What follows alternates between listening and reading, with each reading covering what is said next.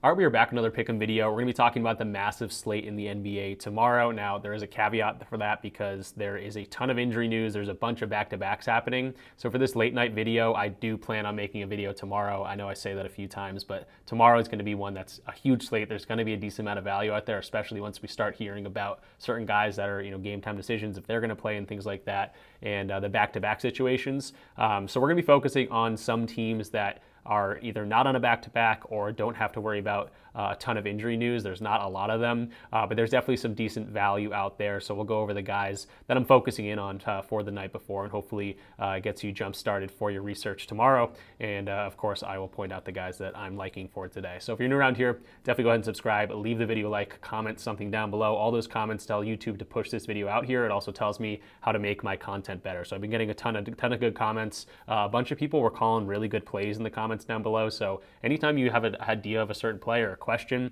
I respond to every single one, but it also just gets me thinking about certain things as well. So it helps me out. I'm sure it helps people reading them out. And of course it helps, push this video out a little bit more. So we're going to go over the recap of yesterday's video, quickly go over the injury news, the back-to-back situations, and then we'll jump into some plays. All right, so jumping into the recap for yesterday's slate of games, we had Maxey was one of my favorite reads of the day. I think Vegas made the call there. He ends up being a DNP. The 76ers, I hate what they're doing. They rested everyone against OKC. The bench guys actually made it a decent game, but OKC obviously ends up winning that one. Maxey DNP was a frustrating one because I think it was a really good read. We had some other really good reads. We had a couple really bad reads as well. Brook Lopez over his 1.5 threes. He ended up ending with 3, I think. He crushed his points as well there. Zion over a 6.5 rebounds. Someone in the comments mentions that his rebounds and assists. He had a really good passing day as well, but he got over there. I think he had seven rebounds there. DeMar DeRozan over his 22.5 points and assists. DeMar continues to be a beast on the road. And then Damian Lillard was a hook. He ended with 24 points. It was really the Giannis show to start the game, and then Dame came alive right near the end of that thing. It was a blowout, and then it got close, and then it was a blowout in the end again. And then I also trickled in his 3.5 three-pointers made.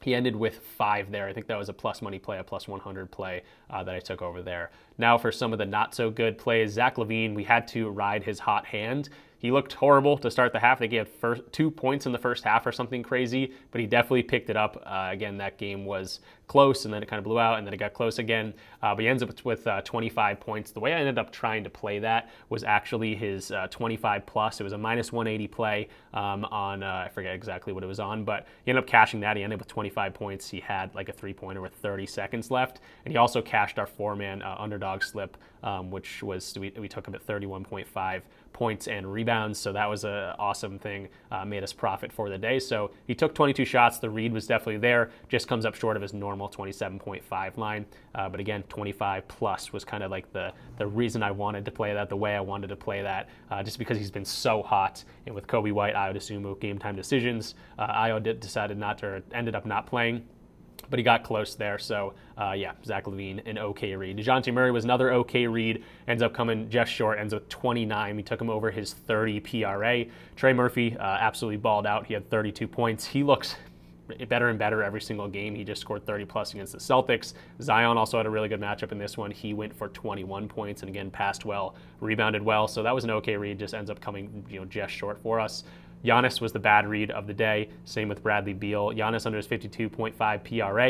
He had a monster triple-double in this one. Ended with 57, so it wasn't even that bad. But yeah, he had like 33, 13, and 11 or something crazy like that. So he had a great game, even in a tougher matchup against Sacramento, but he dominated right off the bat. And then Bradley Beal, Durant and Booker both scored 30 plus. It was a great matchup for Bradley Beal. We just saw him score 25 points against them a few days ago, but he just didn't have his best stuff. Only shot 9 times in that game. So he comes up short there. So not the best day in the world, not the worst day in the world. I do have our Pickett account for the games so far this year pulled up right here, and we're actually having a great January. I know a lot of people are not doing well in January. We're up 40.8 units. So we've had some monster days, especially to start January, a couple losing days here. This is what tends to happen because I am a parlay type bettor. I don't do a ton of straight bets, but I'm kind of changing my content a little bit to appease to also straight bettors, just out there, kind of, really focusing on matchups rather than just strictly EV. I attack EV in the Discord. I share these plays with people in the Discord, but those can get moved pretty quickly. So if you're not in the Discord and I do a video, those lines get moved pretty quickly. So we're going to continue to kill it here. Maybe get a little bit more entwined with straight bets and things like that, but 40.8 units for January, we're not going to complain about that, and we're going to try to continue to kill it here. And then talking about some back-to-backs and some injury news, and there's a whole bunch of it. Again, we know this is the season of injuries, but there's an 11-game slate. A ton of people are on back-to-backs, or a ton of games are on back-to-backs. There's a bunch of guys that are going to be game-time decisions, so that's stuff we definitely have to monitor. That leaves us with a few teams that we can still deep dive into, which is what we're going to do throughout this video. But Atlanta Hawks, Brooklyn Nets, Chicago, Dallas, Denver, Milwaukee, and the Pelicans all on back-to-backs here. So guys that were questionable for today, like Trae Young, Jalen Johnson, DeAndre Hunter, even these guys missed the last games. You got to keep an eye on those. Those are huge names. D'Lo, Claxton, Cam Thomas is going to be out, but again, we need to know if these guys are going to play. I'd assume Kobe White, Kyrie Irving, Derek Lively rolled his ankle early in the game yesterday, so got to keep an eye on him. Luka continues to be out. Jokic, Jamal Murray, Aaron Gordon probably going to play, but maybe not Aaron Gordon just because this is a back-to-back. He's coming back from injury. Jokic coming back from an illness, and then Jamal just scored 45 points tonight, so he probably wants to get out there. But definitely got to taking that into account that these guys potentially get a game-time decision tag and maybe don't play. Giannis is probably going to be probable. He had a monster game today, back-to-back situation. Don't know what's going to happen there. And then Chris Middleton was out today, potentially could play tomorrow or in this one. I'm mixing up today and tomorrow because it's like around midnight. And then for the Pelicans, Zion on a back-to-back. That one's going to be interesting. He hasn't played a back-to-back since like the beginning of the year. Obviously missed a whole bunch of time with the injuries. DeJounte Murray kind of nursing that elbow injury, but he looks like he's probably going to be good to go. And then Brandon Ingram, Herb Jones also look like they're going to be out. So that's the back-to-back sets. And then other injury news, these are just for players that aren't even on back-to-backs. The Knicks with Karl-Anthony Towns, he is going to be iffy for tomorrow. 76ers, everyone's a game-time decision. We don't know who's going to play. We never do on the 76ers side of things. Toronto Raptors, Emmanuel Quickley will be out, so that might be a team that we can attack because we know Quickley's going to be out, and we've seen a whole bunch of games that he has been out. Orlando Magic, Goga Bitadze, yes, that is a big key game-time decision for guys like Wendell Carter Jr., Paolo Banchero. KCP is also a game-time decision.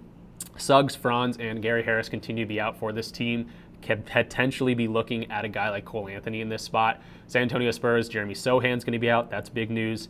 Houston Rockets, Jabari Smith Jr. continues to miss time. Tari Eason's going to be doubtful, so we've seen a few games under these guys' belts without these two. Keontae George is going to be a game-time decision. He's missed a whole bunch of time for the Jazz, but if he comes back, this could be a good spot for him because Lauri Markkanen's out, Sexton's out, John Collins is out, Clarkson's out, and they're facing the Charlotte Hornets. So Keontae George, if he's good to go, could be definitely a good spot for him or some other Jazz players in a game that hopefully stays close just because both teams aren't very good. Golden State Warriors continuing going on. I'm going to lose my breath. Draymond Green going to be a game-time decision. Obviously, that's big. Trace Jackson Davis is going to be a game-time decision, looking like he probably will play. But Kuminga and Brandon Bajemski going to be out in this one. Curry, we've also seen just randomly get game-time decision tags and be ruled out eventually. But as of right now, he looks like he's good to go. Miami Heat, a big one. Bam Adebayo going to be a game-time decision. Jimmy Butler, out for his last game of suspension. This is his 7th game. I feel like that went by pretty quick. He says he's going to play if he doesn't get traded. We'll see what happens there. But for tomorrow, Jimmy out and Bam Adebayo going to be a game-time decision. And then for the Lakers, Dorian Finney-Smith is going to be the last guy I talk about in these huge heap of injuries. LeBron and AD are going to be probable. They're always probable. They'll go ahead and probably play this one if I had to roll the dice. But yeah, DFS going to be a game-time decision there. So with all that injury news out of the way, there are a couple teams that I'm going to be focusing on this one, potentially some other ones as well if I do see the value. But the Boston Celtics, the Toronto Raptors, Memphis Grizzlies, San Antonio Spurs, Houston Rockets, Minnesota Timberwolves, Los Angeles Lakers, potentially the Bucks, potentially the Magic as well. Maybe the Heat if I see something I love for like Tyler Hero. Those are going to be the main guys we focus on. So again, ton of injuries, but there is a huge slate, so we do have a decent amount of value out there, or at least guys to look at. All right, so moving into the first play of the video, it's going to be Jason Tatum looking at his rebounds line. Now, I also want to mention that I could, potentially look at his double-double line. That's going to be probably plus money here, but 8.5 rebounds, this is what we'll first look into. For 2024, he's hit this in 61% of games. He is going up against the Toronto Raptors, who allow the 21st most rebounds to the power forward position. Obviously, Tatum's been rebounding really, really well so far this year. There's been a decent amount of blowouts, but in games they've won by 12.5 points, this actually goes up to a 67% hit rate. So the Celtics haven't been dominating teams lately. They've actually dropped a few the last month. They haven't been amazing. So hopefully this one stays relatively close. Yes, quickly is going to be out for the Raptors, but the Raptors are also at home where a lot of those guys play a whole lot better. So if this one stays close and Tatum sees 35 minutes or something, you're going to see a relatively similar hit rate here. 35 minutes, 67% hit rate. So I do like to see that.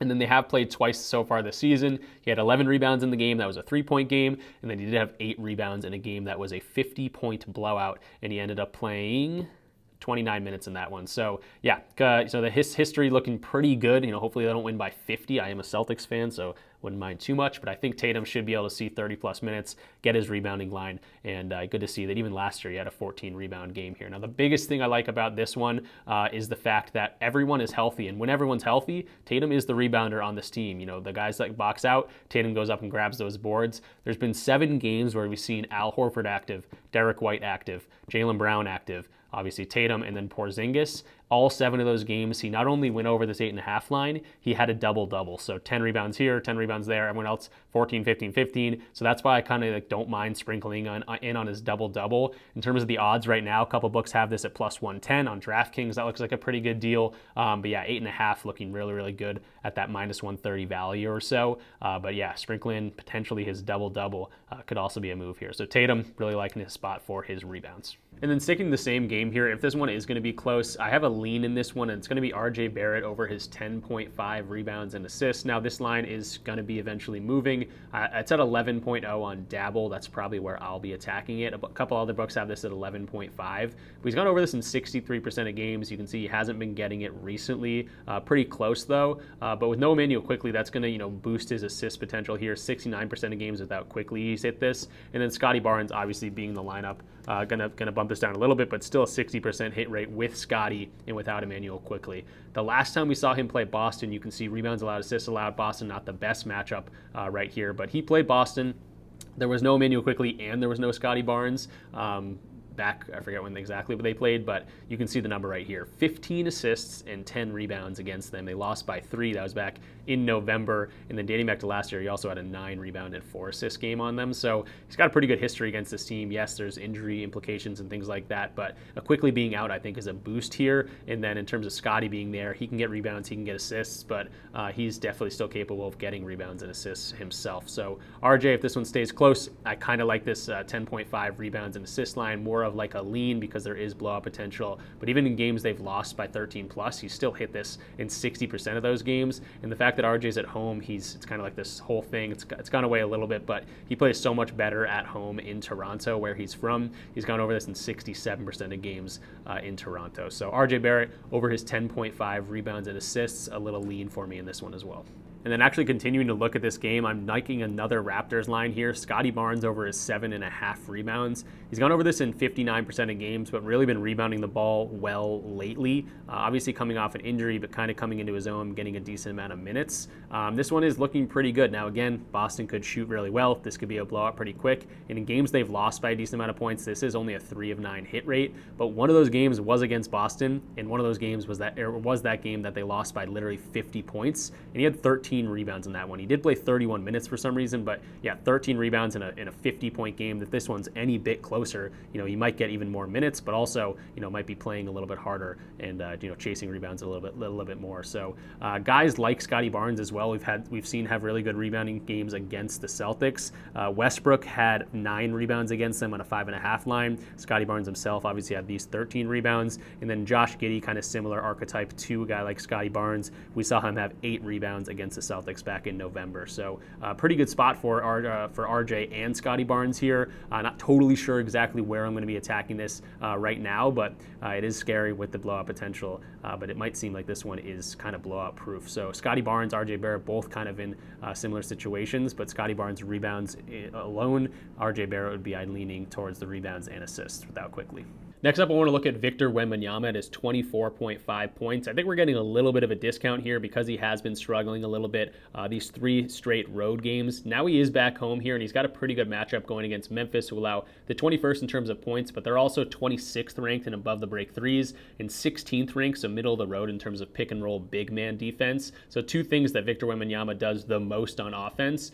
This plays pretty well into a defensive scheme for Wembanyama to kind of take advantage of. So he's over in 52% of games. Jeremy Sohan also going to be out for this one. Obviously started off the season not amazing, then he hit fire, kind of cooled off in the last few games. But again, coming back home, I think he's going to be able to knock down some threes. You see the attempts, 9.2 on the season. That's come down a little bit. Hasn't been hitting a ton lately. His line's at 2.5, very favored on the over. I definitely take a look at that. But in terms of a good matchup here, it is one. Above the break threes is really what I'm looking at. The last 5 matchups against teams in the bottom 5 of allowing above the break threes, which Memphis falls into, he scored 42 points against the Hawks. He scored 34 points against the Kings. He scored 34 points against the Jazz, 50 points against the Wizards, and 34 points against the Kings once again. So in terms of defenses that don't play the above break 3 very well, that's something that Wembanyama has really taken advantage of. And then a couple more things I'll note for this. Obviously, I want to show you the home games in terms of the graph. This turns into a 56% home hit rate at home, 26-point average at home. So it definitely gets a little bit of a boost at home. And I do want to point out the fact that games they've lost, he has not done very well, even just by 3 points, but 1 point. 25% hit rate in games they've lost, but it is good to see that, they lost a few here to Denver, to Chicago, to Milwaukee, the embarrassing one, but then got back on track, beating the Lakers pretty handily here in like a 24-point victory.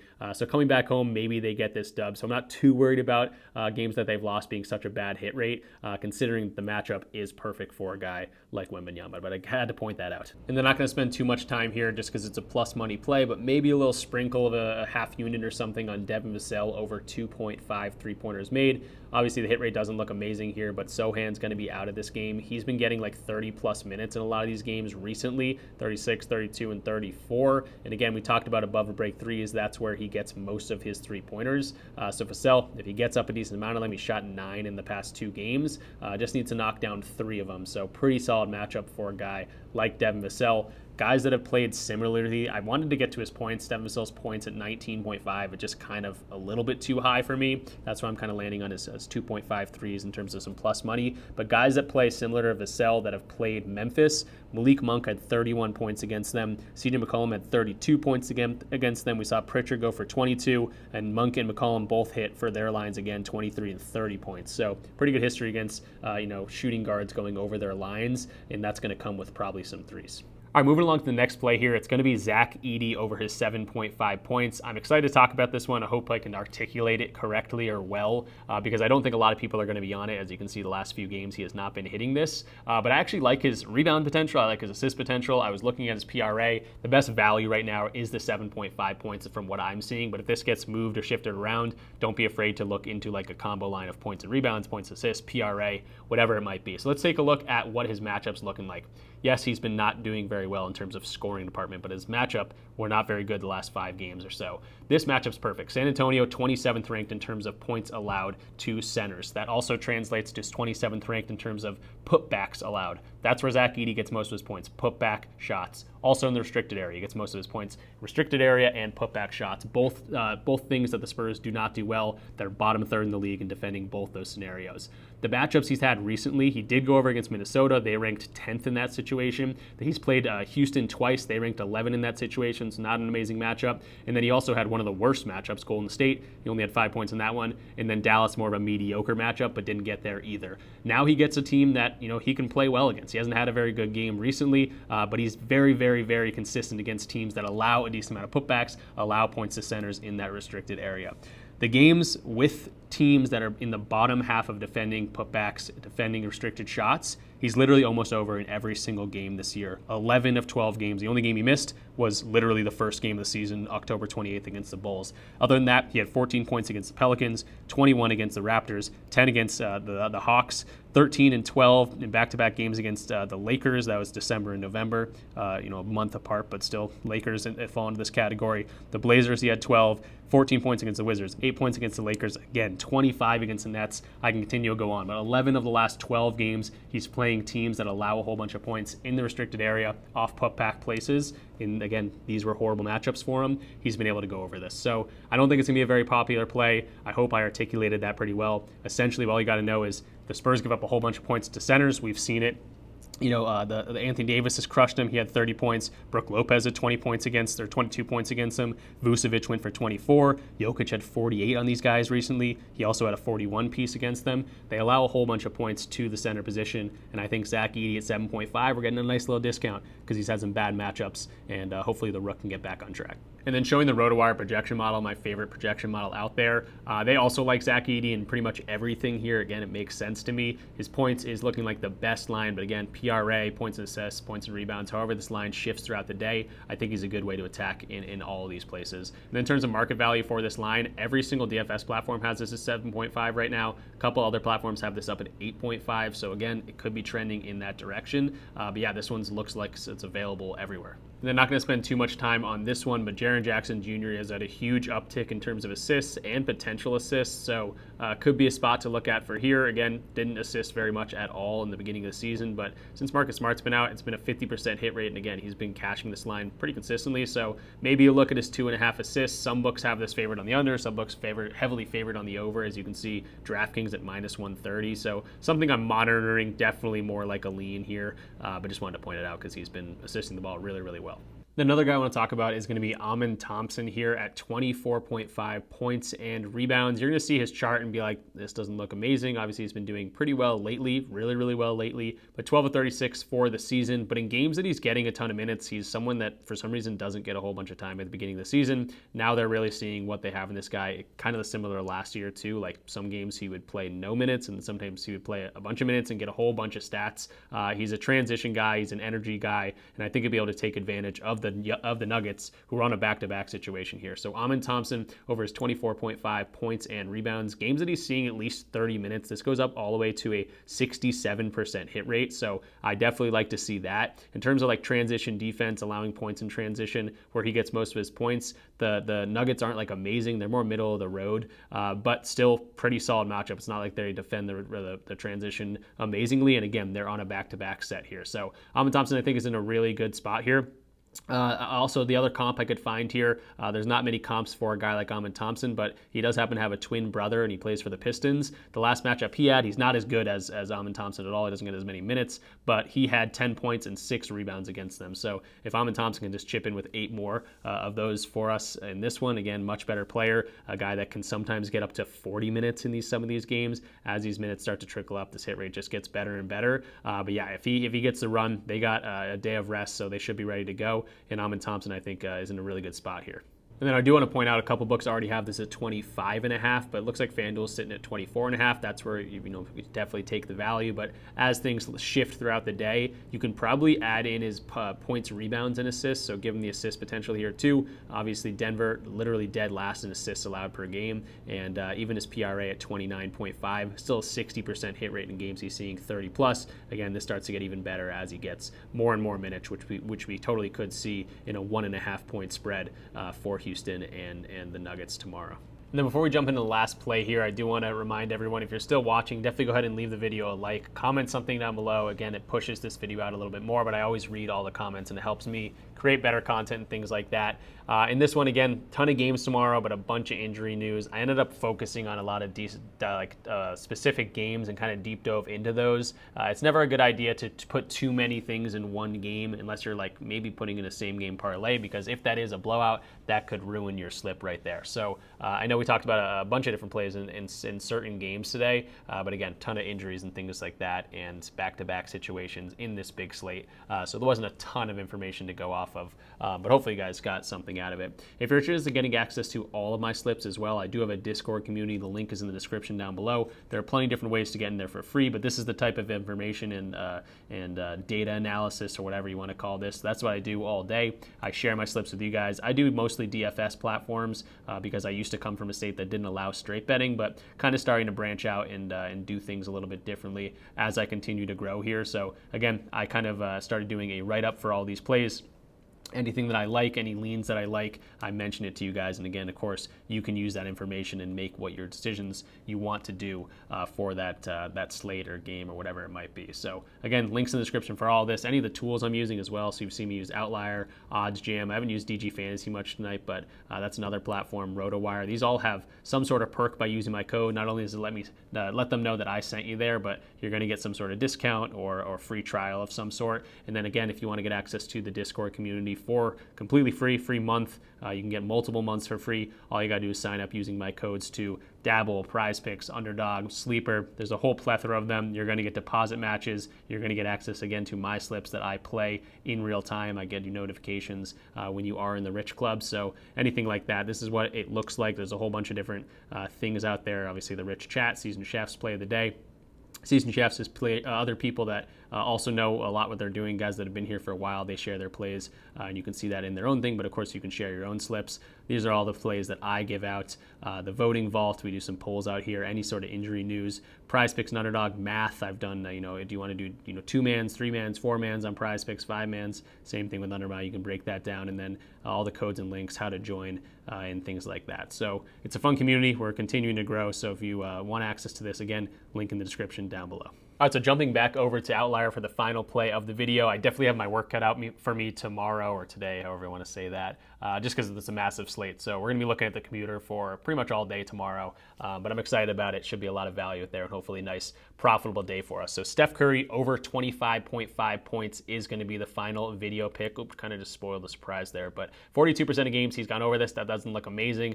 They are dealing with a decent amount of injuries so far for this game. Podziemski's out, Kuminga's out. In those games without these guys, he's over in 3 of 4 games. If you just take out one of them, it also looks pretty good. 67% of games without Kuminga, and with Podziemski out, 71% of games without him. So obviously picks up the scoring slack. It's Steph Curry. We don't have to talk about him scoring the ball, but with these other ball-dominant guys out, he shoots just that many more shots. Now, this is a 5.5-point spread in favor of Minnesota, but he's played pretty well against Minnesota, regardless of the outcome. They did beat them by 10 points. He had 31 points back in the December matchup, December 21st. They beat him again here. This was on December 8th, but they also lost by 17 points, and he had only 23 points in that one. But he has a pretty good history against this team, and it makes a decent amount of sense. It's not a textbook matchup. It's not some amazing matchup. Obviously, he gets a whole bunch of shots, and above break threes, he shoots he lives behind the arc, like we know, obviously. But the main thing I like to see is that players that kind of also play like Steph Curry, or as much as Steph Curry than you can get to. Can I even speak right now? Guys that play similar to Steph Curry have had pretty good success against the Timberwolves so far this year, including Steph Curry himself. We just saw him. But guys like Jordan Poole, he scored 20 against them on an 18.5 line. Desmond Bane scored 21 against them on a 16.5 line. We saw Kyrie Irving go for 39 against them on a 21.5 line. And then Curry himself has played pretty well. The last guy I'll mention here is also Tyler Hero, scored 26 points against these guys on a 19.5 line. So Curry, with all these injuries, in a 5.5-point spread, hopefully this one stays relatively close. Minnesota's not that powerhouse that we saw last year. They're going through their own struggles. So hopefully, again, this one stays close. That's what you can always hope for. Curry gets a decent amount of minutes and has a similar performance than we've seen from him so far this year. So not a textbook matchup. Definitely not a bad matchup. More like a mediocre one. But we've seen guys like Steph Curry go off against these guys. All right, so now it is recap time. We just talked about a bunch of different plays. Obviously, we deep dove specifically into like the Celtics and the Raptors. We deep dove specifically into that Grizzlies and Spurs matchup. That's, again, I saw plays that I liked there. I spent a little bit too much time on them for my case. So we've been here for like 3 hours, for me at least, researching and getting those plays out for you guys. But this is the time I take to get these things out for you. I'm not just jumping on here, spending 30 minutes, popping plays out of my butt and giving to you guys just to get a video out. I really do take pride in the picks that I'm giving out, and hopefully you guys do appreciate that. And again, if you do, again, spent a lot of time on this one, leave a comment down below. It's always great to see those. It's reassuring that you guys are getting something out of this. Also, for my old school viewers, maybe people that are new to the channel, my content is kind of changing a tiny bit. I used to just do PrizePicks plays and say, oh, here's 5 PrizePicks plays I like, and this is why I like them.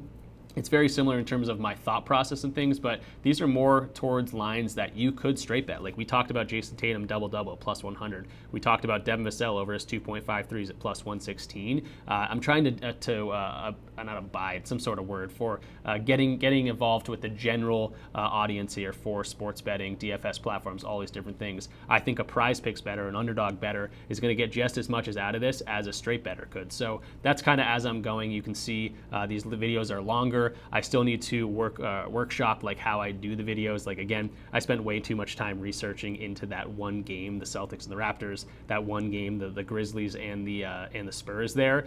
So I just need to get, expedite that so I can make better content for you guys, not be mumbling, jumbling, and maybe even shorten these videos a little bit for those of you that might not have a great attention span or just are bored by hearing me talk for so long. So that will get better as time goes on. Again, still experimenting, and the comments and the likes definitely help me know if I'm doing something right or wrong. I totally accept constructive criticism. If you guys are like too boring, too long, let me know. Or if you're like, no, we really like this, it's awesome to hear that down below. So the recap, now that we're getting into that, Jason Tatum over 8.5 rebounds or a little bit of his double-double at plus 100. I like both of these. We talked about Scotty Barnes and RJ Barrett in this one as well.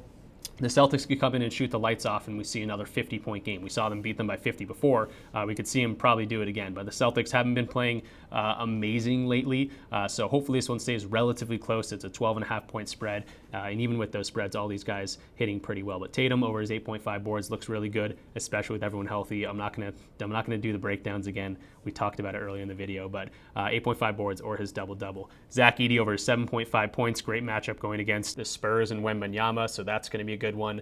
This could get bumped up to 8.5, in which case I might consider his combo lines because I do like his rebounding, I do like his assists. Victor Wembanyama over his 24.5 points. I also like his 2.5 threes, maybe a little same game parlay. It is a little bit juiced at minus 145 for the over, but good spot for him to hit that. Amin Thompson, 24.5 points and rebounds. You could go to his PRA depending on any sort of bumps, but hopefully we see him get 40 minutes and he's running all over the place against a team that doesn't do amazing in transition defense. Scotty Barnes over 7.5 rebounds. Again, we talked about that a little bit earlier. Steph Curry over 25.5 points. That was the last play. And then 3 leans. RJ Barrett over his 10.5 rebounds and assists. Devin Vassell plus money play over his 2.5 3-pointers made. And then Jaren Jackson Jr. over 2.5 assists. His assists have just skyrocketed over the past 10, 15 games. So that will do it for this one. Thanks for sticking with us for 30 minutes on this one and talking sports, talking NBA. It's again the passion for me, looking at all these stats, watching these games, and hopefully seeing those bets come to fruition is really cool. It's like if you're coaching basketball and you set up a play and then your team puts it, does it perfectly. It's kind of that same feeling. But yeah, hopefully you guys get something out of this. You don't have to tail me specifically. Maybe I'm saying something that you're like, oh, you're totally forgetting this or something like that. Hopefully that doesn't happen. But maybe, brain fog can happen and things like that. And if you see something that you don't like, don't go for it. I'm just here to point out, we talked about 9 different plays. If you get, one of those, if you use 2 of those, that's what I'm shooting for. Maybe you use all 9. It depends on what you guys like. So that will do it for me. It's very late. I need to get some rest so I can charge up for tomorrow. There's going to be plenty of more lines out there for tomorrow because of the 11-game slate, and hopefully we have a nice winning day. Good luck with all your bets. Again, leave the video a like. Check out all the links in the description if you want access to my Discord community. If you want to sign up for any of these platforms and get really good deposit matches, using my code is a great way to support the channel, but also you're going to get a free month of the Discord community, kind of double whammy for you guys there. And yeah, I'll see you potentially tomorrow. Again, I keep saying that I'm going to make a video tomorrow, but then it ends up being 3 o'clock and then I go to bed, and we'll see what happens there. But I'll definitely be grinding away, especially in the Discord. I'll probably post something on Twitter as well. But yeah, I'm rambling at this point. I will catch you guys tomorrow or in the next video. Good luck with all your bets. Peace out.